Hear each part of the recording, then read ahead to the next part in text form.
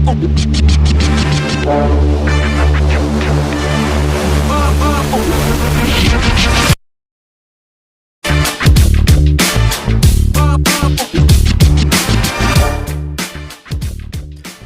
right, welcome back to the long form. Coffee in hand, door closed. We're going for the 20-minute walk this time, not the 5-minute sprint. I want to start somewhere a little harder than I actually usually do. A few years back, I want to say 2019, maybe 2020. I'd have to check the file, right? I closed a deal I shouldn't have closed. The client wasn't ready, the fit wasn't right, the terms were not honest. And yeah. And here's a part that ages me when I think about it now. I knew in the room. I felt the off note in my own voice when I was pitching it, and I closed it anyway. And that deal, believe it or not, paid out. It came through. Money in the account. By any spreadsheet you'd want to show me, it actually worked. A few months later, I closed a different deal, a smaller one, a harder one. I went in it with prayer, with clear eyes, with a price I could defend in front of my wife and in front of God in the same breath. And that one didn't come through. Tough one, right? The client backed out a week before signing. I lost the time, the energy, and a fair chunk of pride. For a long time, I told that story wrong. I told it as a lesson in mystery. Sometimes the right thing fails, sometimes the wrong thing wins. Isn't life strange? And that's not the lesson. The lesson took me about 4 years to actually understand. The verdict, truth be told, was never in whether the deal was closed. The verdict was in the words I used to close it. The first deal, I used borrowed language. I used confidence I didn't earn. I used phrases I heard other operators say in rooms much bigger than mine. And I let those phrases do work I hadn't done. The deal closed because my words bought time my work hadn't earned. And every day after the deal closed, I paid for it. In rework, in late night emails, in a relationship with a client that never got past polite. The cost just showed up later than the cash did. The second deal, the one that fell over, I used my own language. Slower, clumsier, less polished. I told the client what I could actually do and what I couldn't. I named the risks, I priced honestly, and the client perfectly reasonably went somewhere else. But here's a part that took me 4 years to see. I never lost a night of sleep over the second deal. I never had to walk back a sentence I'd said. I never woke up at 3 a.m. wondering if I'd overpromised something I couldn't deliver. The deal didn't come through, but neither did the rot. This is where kind of like we're talking about this week, the weight of your words. We talked about it in Wisdom on Tuesday as well. And I want to be careful here because this isn't a sermon about being a nice person. This isn't watch your language the way your mom said it when you were 8. This is, believe it or not, a piece of operating equipment that most founders are walking around treating like decoration.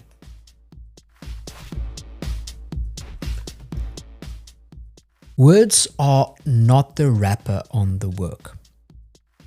The words are the work. Every founder who tells me he's got a marketing problem or a team problem or a sales problem, 9 times out of 10, when we open it up, what we find is a language problem wearing a costume.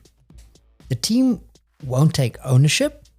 Look at the words you've been using around accountability. The pipeline won't close. Look at the words you're using around price. The marriage going sideways while you build the thing.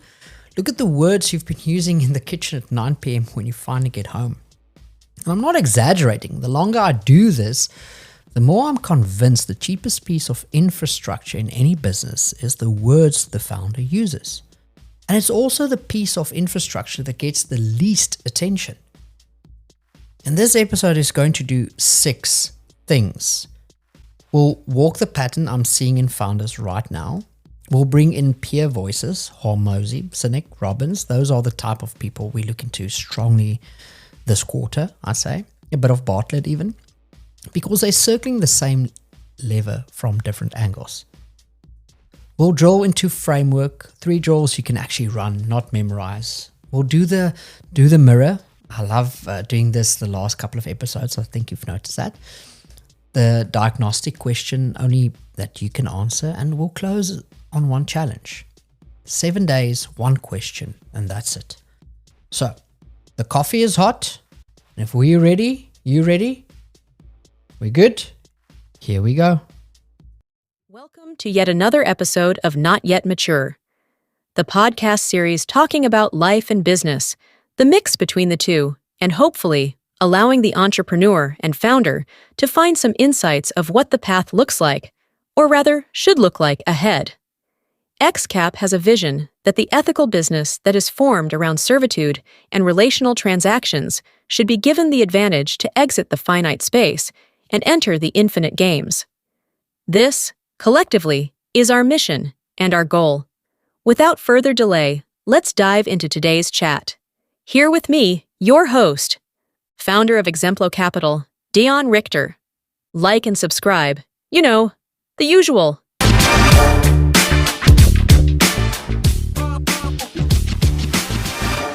So, let's look at the pattern. More talking, less weight, the cost no one is putting on the P&L statements this quarter. What I see in founders right now. So here's what I'm seeing. And I see this across the consulting work I'm doing, across the coaching calls, across the executive sessions we run inside XCAP. Doesn't matter if the founder is doing 5 million a year or 50 million a year, the pattern is the same. Founders in 2026 are talking more than they've ever talked. More podcasts, more LinkedIn posts, more Slack messages, more all hands, more looms, more town halls, more dinners with the team, more everything. And founders' words are meaning less than they actually ever had. That's not a paradox. That's the cost. Side note, I want to plant this here because we're coming back to it. There's a peer voice I respect a lot, Scott Galloway, who was on Diary of a CEO recently making the argument that AI is the great wealth transfer scam of our decade. I don't fully buy his framing.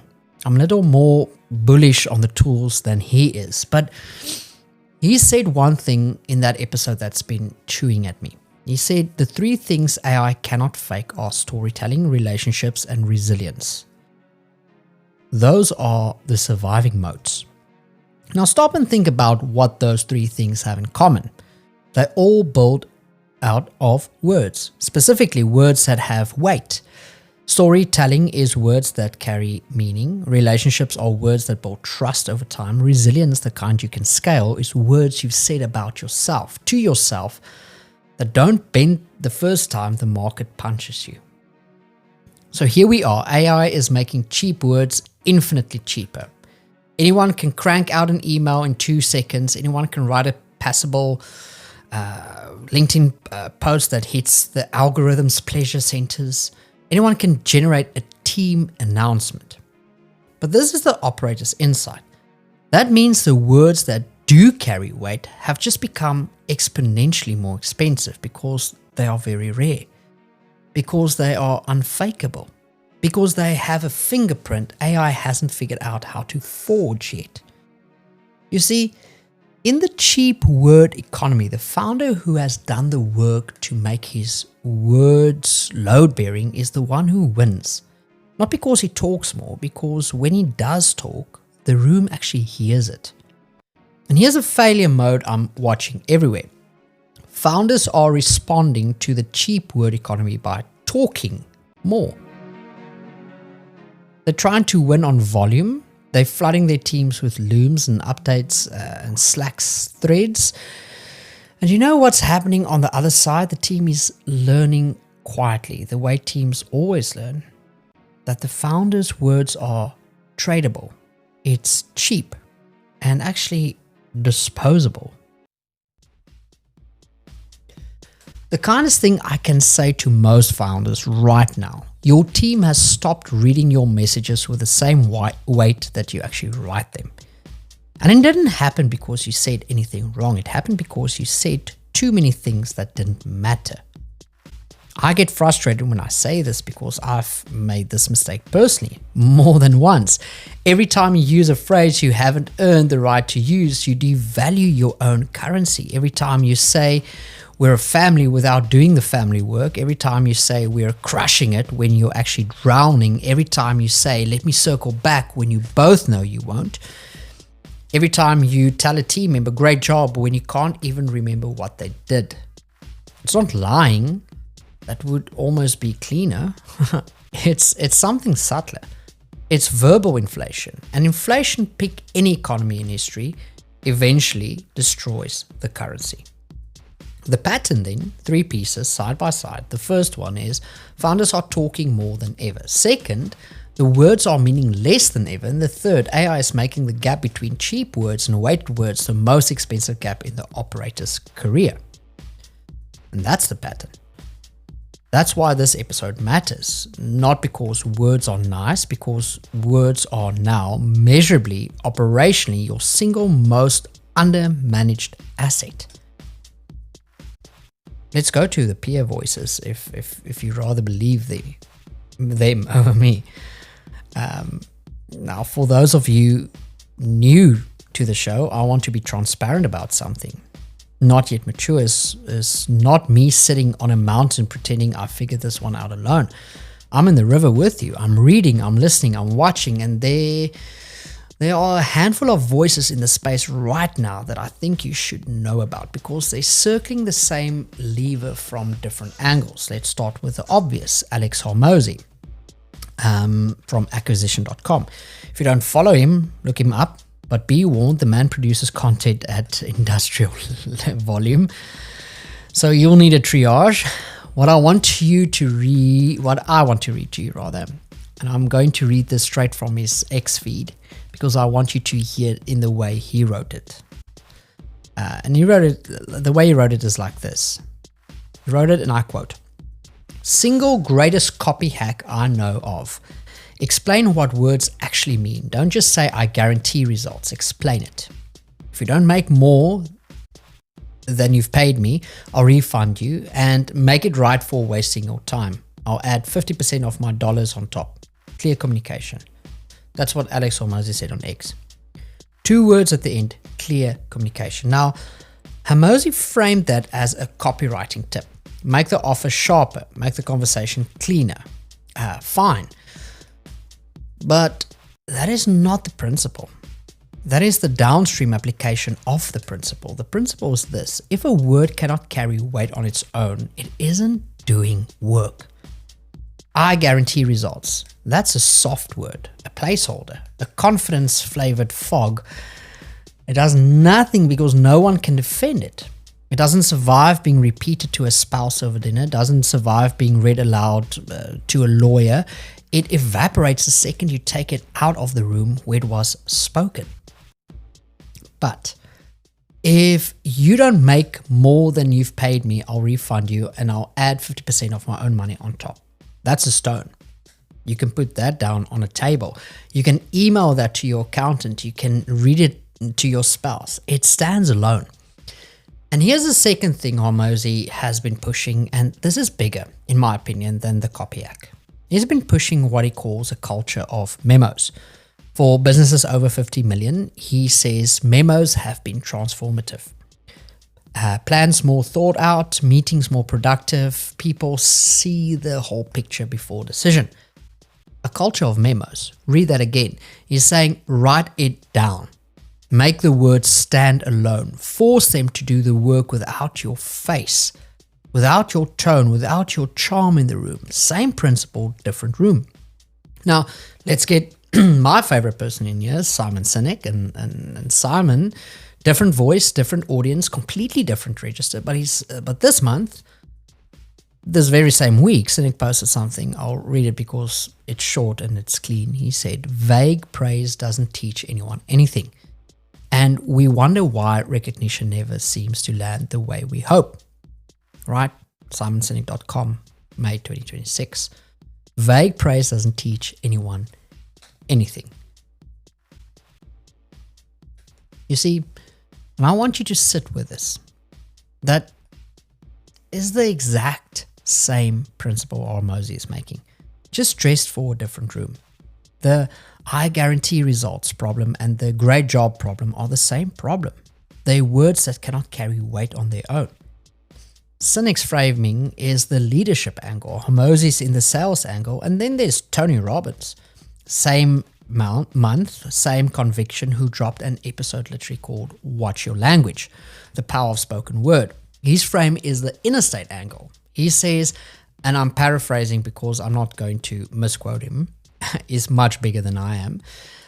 He said, emotions and the quality of our lives are sculpted by the meanings embedded in the words we choose. 3 different rooms, sales, leadership, internal state, same lever. And then there's, believe it or not, 3,000 years ago, Solomon, Proverbs 18 verse 21, death and life are in the power of the tongue. I used to read that and think, okay, yes, theological, big picture, true. Talked about it, wisdom, this week. I read it now and I think about the high I lost with 7 words. I think about the deal that came through with rotten language. I think about the marriages I've watched imploded because the founder used cheap words at home and then wondered why the trust had drained out. Solomon was an operator. He ran a company called Israel. He had a few thousand employees, a profit and loss statement, a board of foreign vassals, and let's be honest, a complicated personal life. He's not abstract. He's the highest leverage CEO in scripture, and he said death and life in the tongue. He didn't say in the strategy. He didn't say in the organizational chart. He said in the tongue. So, here's my angle to this.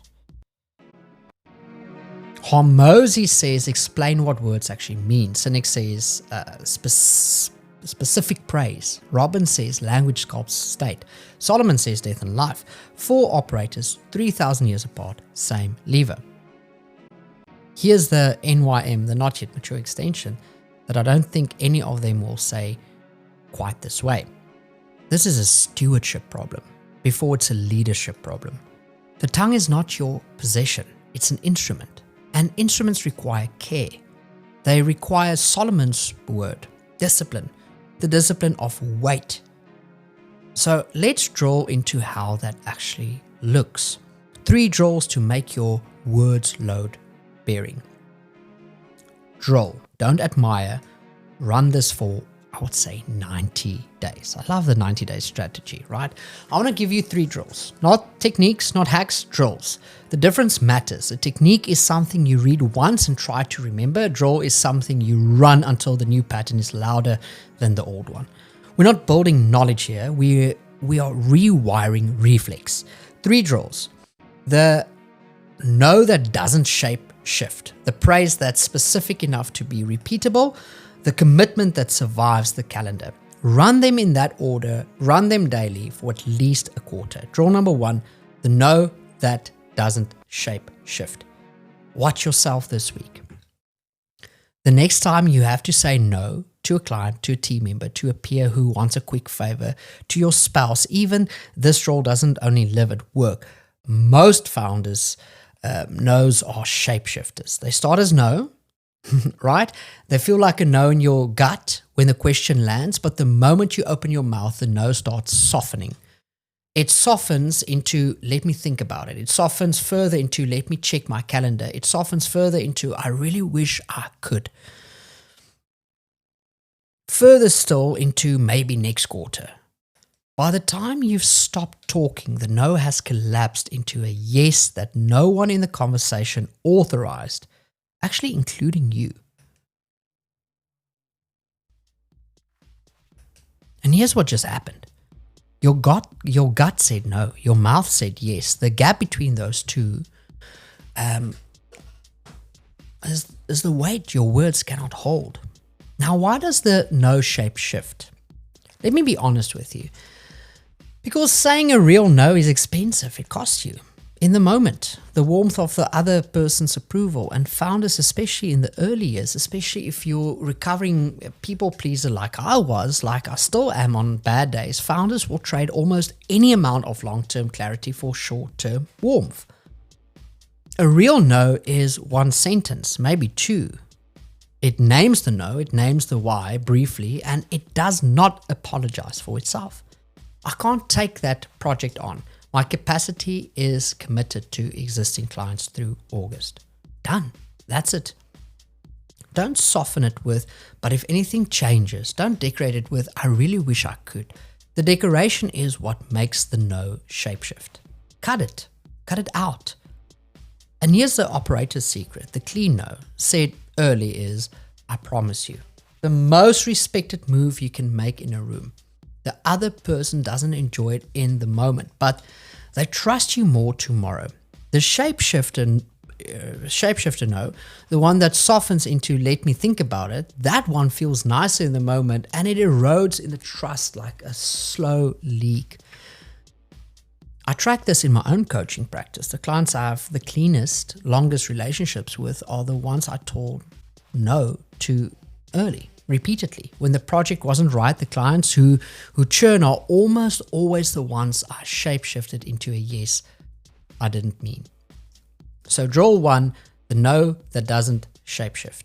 Drill number 2, the praise that's specific enough to be repeatable. Now I want to say this is more cynic's angle, and it's applied operationally. When you tell a team member, great job, and most founders do this several times a week, I do this several times a week. This is not a fringe failure mode. You have taught them nothing. They don't know what to do more of tomorrow. They don't know what specific muscle to strengthen. You've handed them a fortune cookie and called it leadership. The draw is one question. Before you say great job, stop. Ask yourself this. Could the person I'm praising repeat the exact thing I noticed? Especially to their spouse that night with conviction. If the answer is no, the praise isn't doing work, it's noise. So try this instead. The way you handled the third objection on that call, you didn't get defensive, you reframed it to value. That's the move. Do that again. Now they can repeat it. Now they can defend it. Now the words are operating equipment. There's a deeper layer to this drill, and I want you to hear me on it. Specific praise is harder because it requires you to be paying attention. Vague praise costs nothing because it requires no observation. You can hand out great job while looking at your phone. You cannot hand out the way you reframe that third objection while looking at your phone. Right? The draw is not a phrasing draw, it's an attention draw. The specific words are the receipt of the attention. And here's a layer underneath that. Specific praise builds a culture where people feel seen. Vague praise builds a culture where people feel processed. Founders, please hear me out on this one. Your team is desperate to be seen. They will trade a higher salary somewhere else for the manager who actually noticed the move. They will accept lower pay, longer hours, harder problems if the boss is paying attention. Specific praise is the cheapest retention tool you own. And founders waste it daily, swapping it out for great job because the specifics are work and the generic is easy. So drill 2, the praise that's specific enough to be repeatable. The third drill number 3, the commitment that survives the calendar. This is the one I personally fail at the most.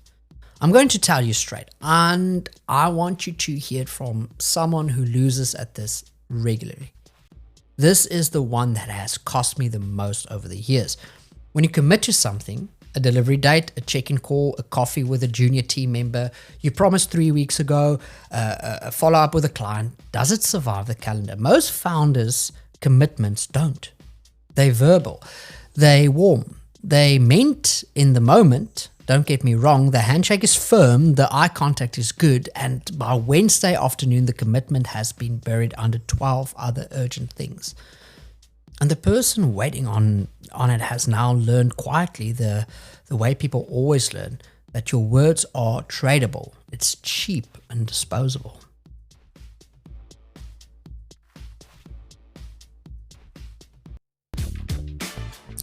I want you to feel the weight of that for a second. The other person isn't angry. They didn't even necessarily notice, but something invisibly in the part of the relationship that decides whether they go to bat for you in the hard moments, something just got quietly downgraded. The draw is brutal in its simplicity. If it leaves your mouth, it goes in the calendar before the conversation ends. Same room, same minute, phone out, type it in. The other person watches you do it. You will resist this. It feels weirdly formal. Do it anyway. The friction of the calendar entry is the filter. If you don't want to type it in, you didn't mean it, which means you shouldn't have said it. And I'll add a layer. The commitment that survives the calendar isn't just an action item. It's a habit of accuracy. Every commitment you make and keep is a deposit in the trust account. Every commitment you make and miss, that's something else. That's a withdrawal. Most founders are running their trust accounts like a teenager runs a checking account. They have no idea what the balance is. They keep withdrawing and they're surprised when the card actually declines. The fix isn't to make fewer commitments. The fix is to make the commitments you make more accurate. The calendar, believe it or not, is the cheapest accuracy tool you'll ever buy. Use it. Draw number 3, the commitment that survives the calendar. 3 draws. The no that doesn't shapeshift, the praise specific enough to be repeatable, the commitment that survives the calendar. Each one is a way of making your words load-bearing. Each one is a tiny bet that says, my words are going to mean what they say.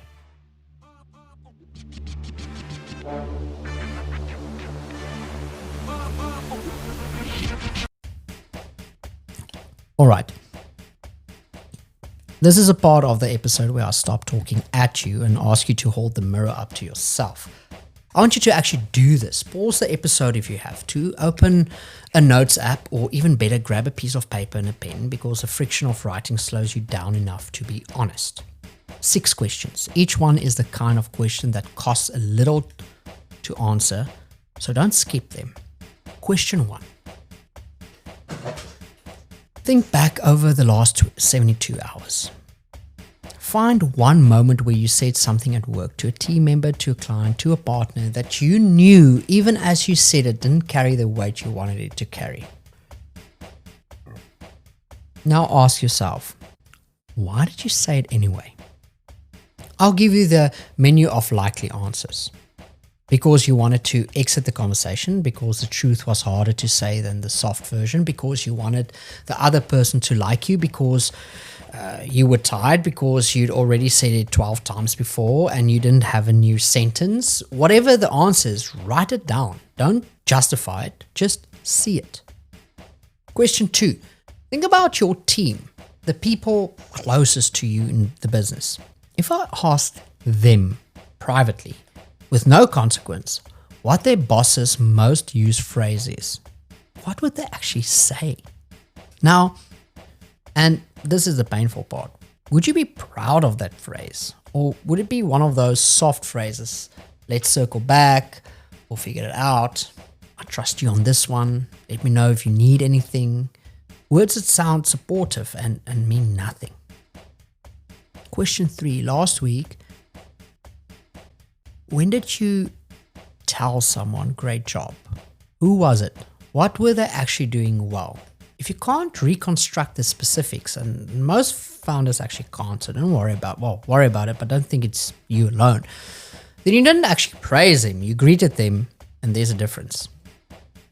Question 4, look at the last 5 things you committed to verbally, not in writing, verbally, in conversations.